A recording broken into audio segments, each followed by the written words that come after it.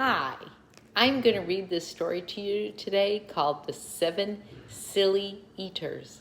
And I want to dedicate this book to my absolute favorite family who had 7 children. And I knew all of them growing up: Clayton, Dylan, Hannah, Grace, Luke, Rosie, and Eli. And this book I got for you all, and I don't remember who was in first grade when I got this book, but this book is dedicated to you. So I'm going to read it, enjoy, and know that it's for your family. The Seven Silly Eaters by Marianne Hoberman.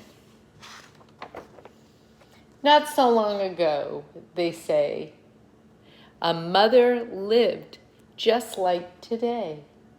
Mrs. Peters was her name. Her little boy was named the same. Now, Peter was a perfect son in every way except for one.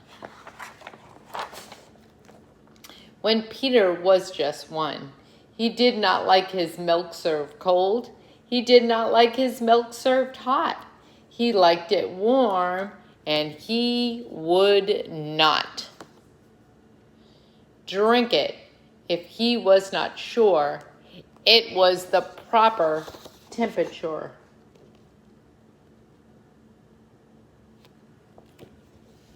But Mrs. Peters did not mind.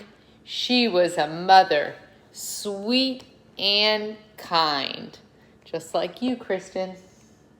And when his milk spilled on the floor, she patiently prepared some more. She'd take the bottle from the shelf and chuckle softly to herself. What a silly sort of eater is my darling baby Peter.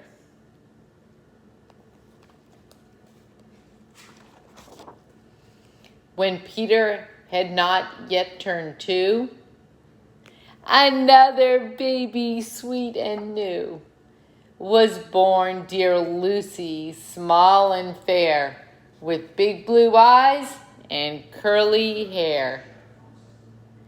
But long before this child was grown, she had opinions of her own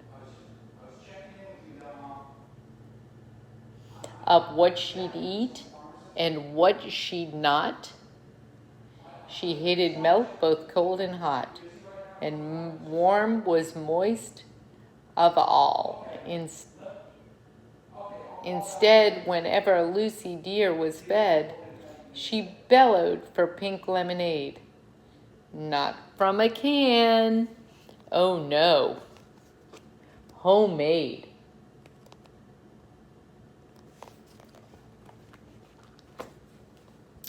But Mrs. Peters did not mind. She squeezed each lemon to the rind, while mopping milk up from the floor and patiently preparing more. She'd take the lemons from the shelf and giggle softly to herself. What a silly pair of eaters are Lucy dear and Peter Peters. Now Lucy grew and Peter grew, till he was 3 and she was 2. And who was 1? Why, little Jack, with eyes so brown and hair so black, a happy baby, never cross. But all he'd eat was apple sauce. Peeling apples by the pound, Mrs. Peters faintly frowned. She'd take the apples from the shelf and murmur weakly to herself, what a silly bunch of eaters are Lucy, Jack, and Peter Peters.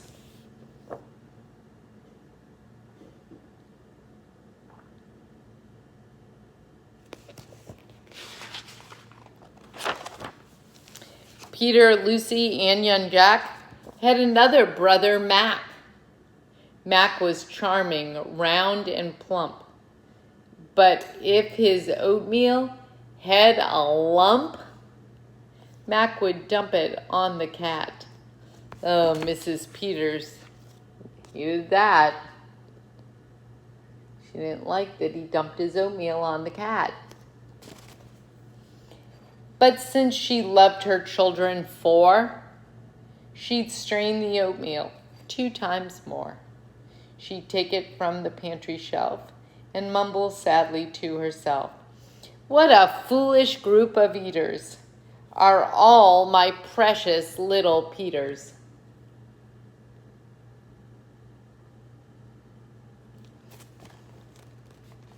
Yep, there's Kristen in the kitchen. And here's Dennis with her with babies on his shoulders. Before another year was through, who came along? Why, Mary Lou. She was a darling, sweet and bright, and had a healthy appetite. That is, as long as she was fed soft and squishy homemade bread. Poor Mrs. Peters got no rest, but still she did her very best. She'd take the flour from the shelf and mutter feebly to herself, "What a fussy bunch of eaters are all my lovely little Peters."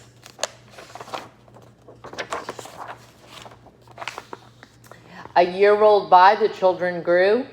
They really are a special crew, sighed Mrs. Peters, pinning pins and diapering her brand new twins.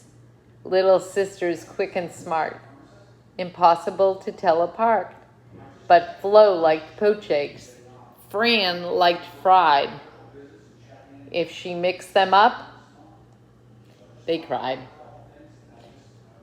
Tired to the very bone, Mrs. Peters groaned a groan. She'd take the eggs down from the shelf and whisper weakly to herself, "What persnickety young eaters are all my 7 little Peters." Now time went by, as time will do, and as it passed, the children grew. The problem was that as they grew, their appetites kept growing too, but not their choice of what to eat. Each child continued to repeat. They wanted what they'd had before. The trouble was, they wanted more. Creamy oatmeal, pots of it. Homemade bread, and lots of it. Peeling apples by the peck. Mrs. Peters was a wreck.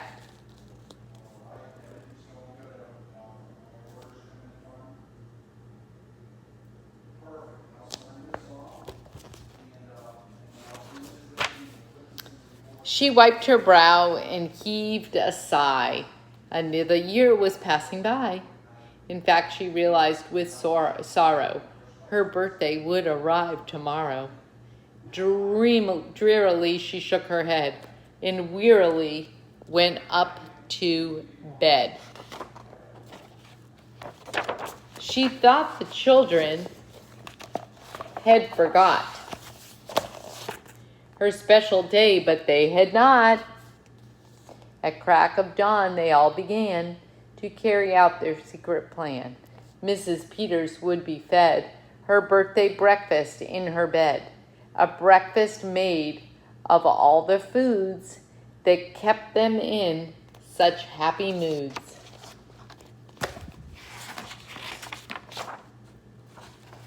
So while their weary mother slept, down the stairs the children crept, and from the cupboards and the shelves, happily they helped themselves. Cheerily they chopped and stirred, preparing what they each preferred. But despite the pains they took, since nobody knew how to cook, they didn't have anybody like Dylan to measure things or make them hot. The more they tried, the worse it got. Yep. No Dylan to make all the yummy food. First, Mac's oatmeal turned out lumpy, which made poor Mac turn grim and grumpy. In fact, the lumps got him so cross, he dumped them in Jack's applesauce. This bothered Jack so much he threw it in the dough of Mary Lou, who tossed the mismatch that made straight into Lucy's lemonade. And that put her in such a huff, she poured the icky sticky stuff into the double frying pan that held the eggs of Flo and Fran, who flung the hodgepodge on the spot into the milk in Peter's pot.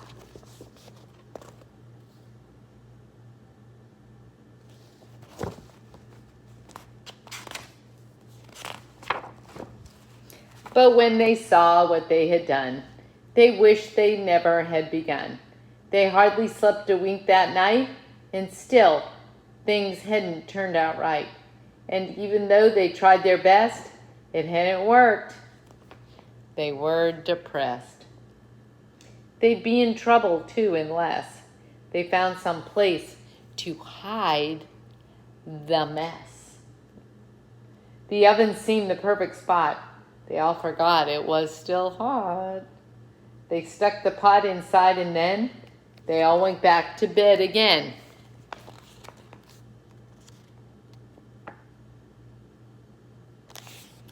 But when they saw what they had done, they wished they had never begun. They hardly slept a wink that night, and things hadn't turned out right. And even though they tried their best, it hadn't worked and they were depressed. They'd be in trouble too unless they found a place to hide this mess. The oven seemed the perfect spot. They all forgot it was still hot. They stuck the pot inside and then they all went back to bed again. Ooh, I think I read that page 2 times. Sorry. The clock struck 6, but on they slept. Meanwhile, their mother softly stepped down to the kitchen, smelled a smell. What could it be? She could not tell. It smelled so good she sniffed some more and opened up the oven door. She woke the children with her cries. They all came running in surprise. And in the kitchen, what they found was Mrs. Peters dancing round. And in the oven, no mistake, a pink and plump and perfect cake. And as their mother danced with glee, she cried, "A birthday cake for me?" A birthday cake still piping hot? To think I thought you all forgot? Now, tell me please, how did you make this pink and plump and perfect cake, so high and light and smooth as silk? It's smooth as silk from all the milk, said Peter. Lucy said it's pink. From all my lemonade, I think. And from my apples, added Jack. My oatmeal made it soft, said Mac. My bread dough too, said Mary Lou, said Fran and Flo, and as for its size, it was our eggs that made it rise. Then everybody sniffed some more and danced around the kitchen floor.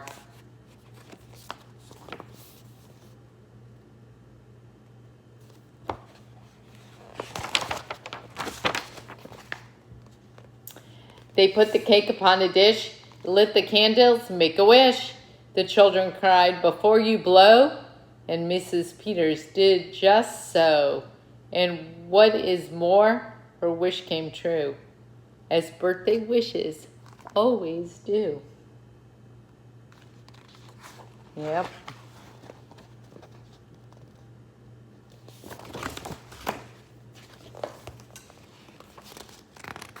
That reminds me of your backyard with the water behind you, with the pictures Mommy takes every morning. So beautiful. And from that day on to this, it says that Peter's family all is fed. A single simple meal, just one. A meal that's good for everyone.